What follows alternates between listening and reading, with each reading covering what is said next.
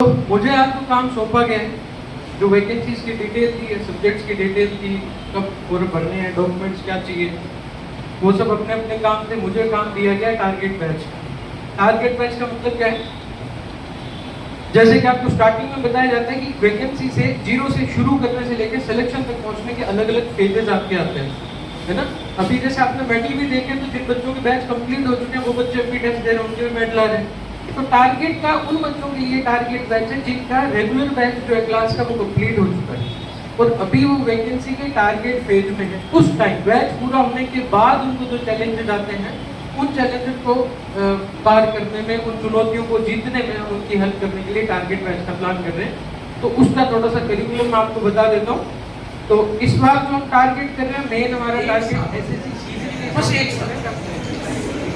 ये एक साल अच्छे से पढ़ाई कर लो, उसके बाद में मजे ही मजे जिंदगी हुए क्या नहीं ना।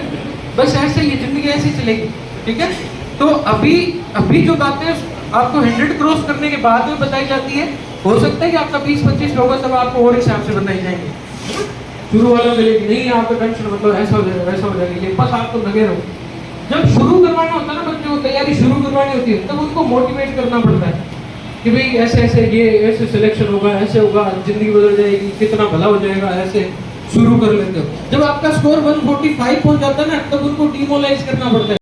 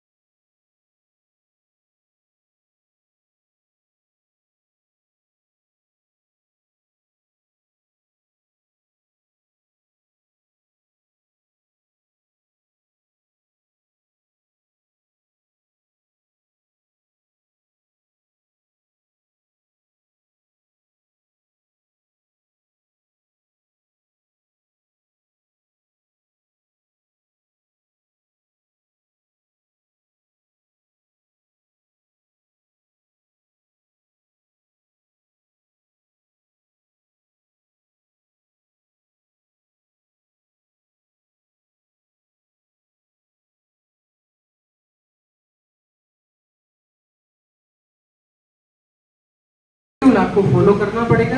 पर्सनल आपको मॉनिटर मिल जाएगा, 5-6 बच्चों के ग्रुप पे एक मॉनिटर मिलेगा।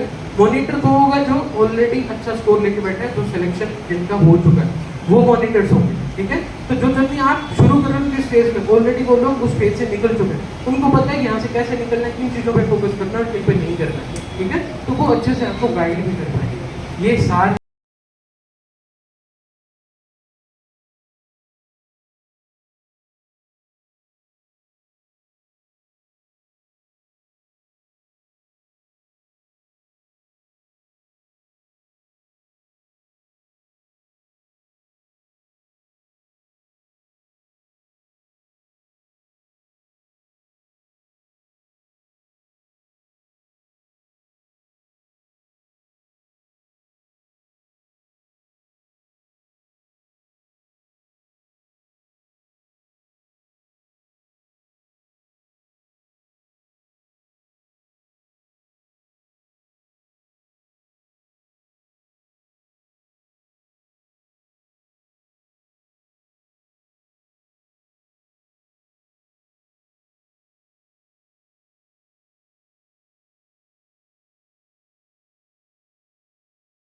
क्यों ना हो जाए,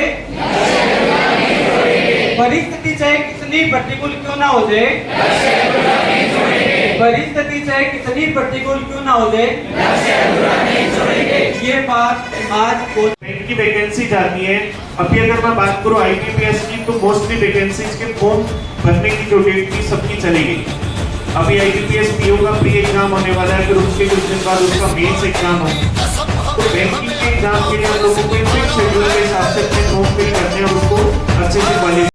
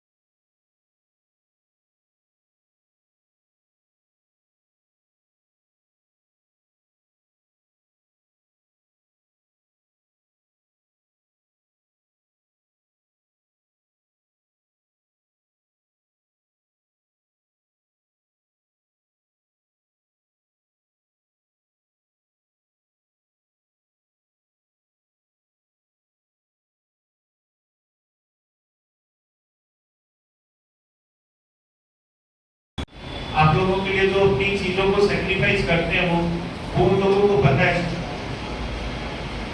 चलो ऑल द बेस्ट सब लोगों को, जी जान लगा के मेहनत करो। बम्पर वैकेंसी आ रही है तो हम लोगों को बम्पर सिलेक्शन मिलेगा।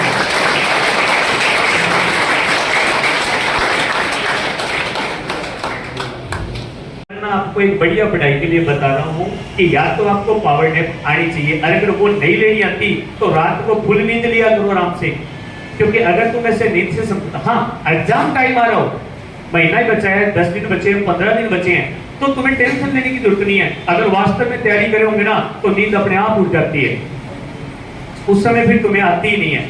वहां दिक्कत होती है कि वहां भी सोना जरूरी होता है, तो थोड़ा सा ट्राई करना। ऐसे चीजें फील किए हुए तभी बोल रहा हूँ ये चीजें।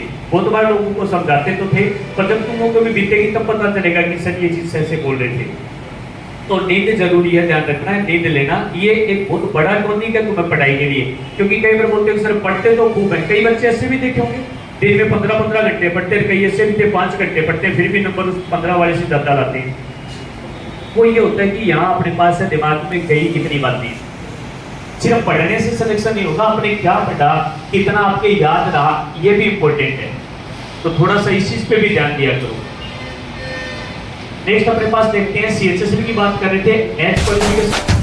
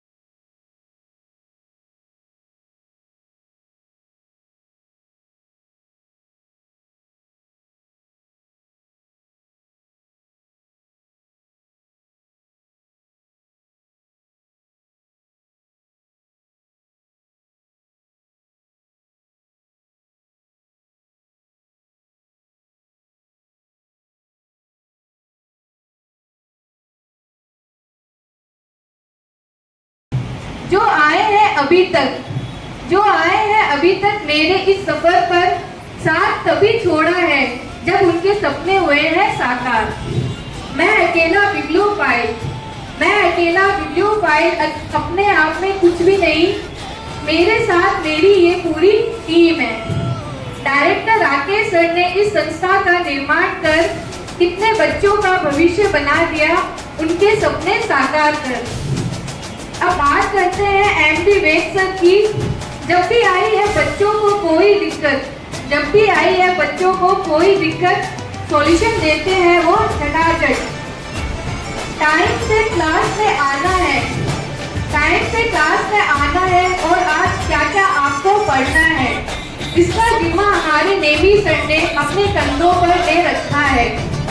आप हो बिब्लियोफाइल के मेंबर, कुछ तो प्रमाण देना ही होगा। उसके लिए आपको आईडी कार्ड संदीप सर से बनवाना ही होगा।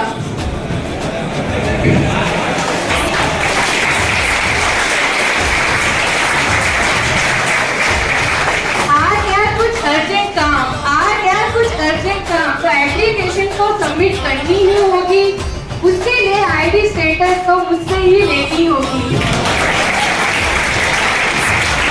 जो ये आप फीचर्स देते हो हर बुधवार और रविवार, that credit goes to only Yashwant sir.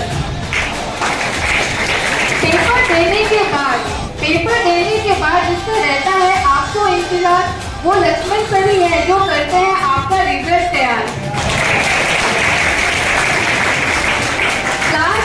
Class में तैयार कर रखी है पूरी फैकल्टी टीम, फिर जब भी कोई डाउट आए तो तैयार है आपकी doubt counter team. Card check करने से लेकर छोटे से छोटे पेपर पहुंचाने तक ये पूरा जिम्मा यहाँ के मेंबर्स ने ले रखा है। इसीलिए मैं वीडियो फाइल अपने आप में कुछ नहीं, मेरे साथ ये मेरी पूरी टीम है। तो थैंक यू सो मच जो भी यहाँ के मेंबर्स हैं।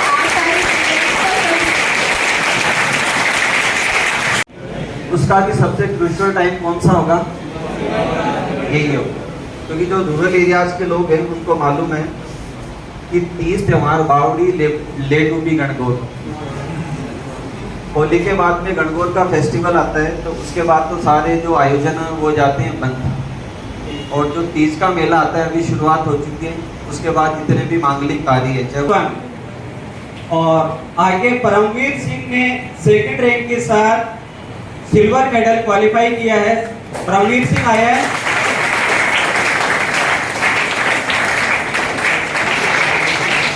महेश जांगीर भी नहीं आया।